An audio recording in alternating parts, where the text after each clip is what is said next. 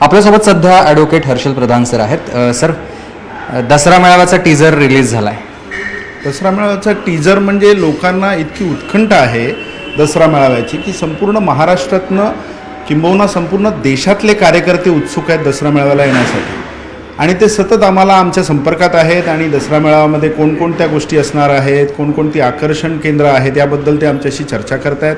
आम्ही पण त्यांना संपूर्ण माहिती देतो आहे. ही माहिती संपूर्ण देशातल्या शिवसैनिकांना, महाराष्ट्रातल्या सर्वसामान्य जनतेला आणि शिवसैनिकांना कळावी म्हणूनच हा टीजर आम्ही रिलीज केलेला आहे. पण यामध्ये असं लिहिलंय, परंपरा विचारांची धगधगत्या मशालीची महाराष्ट्र हितासाठी होणार गर्जना ठाकरेंची.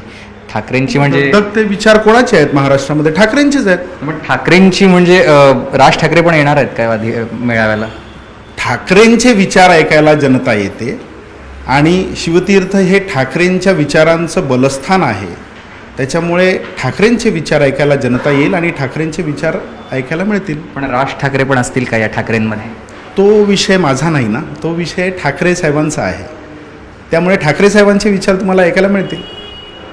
हे तुम्ही पुन्हा एकदा तसंच फिरवताय. म्हणजे ठाकरेंचे विचार राज ठाकरे पण आहेत, उद्धव ठाकरे पण आहेत. ठाकरेंचे विचार म्हणजे बाळासाहेबांपासून बाळासाहेब ठाकरेंचे विचार, प्रबोधनकारांचे विचार, उद्धव साहेबांचे विचार, ही परंपरा आहे ना.